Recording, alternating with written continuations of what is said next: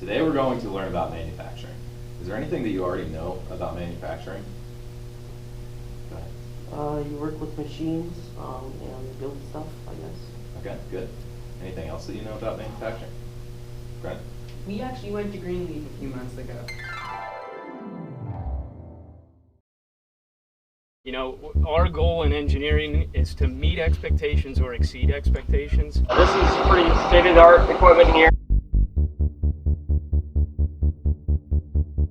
The day-to-day challenges that our job presents with new tools that are designed every day. We have to think every day with every job that comes through on what machines it's going to go on and the quickest way we can get through the shop. I run the 5-axis machines, and this actually is my favorite spot in the shop at Greenleaf.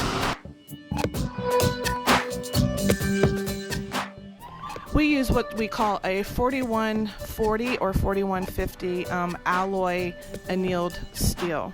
Okay.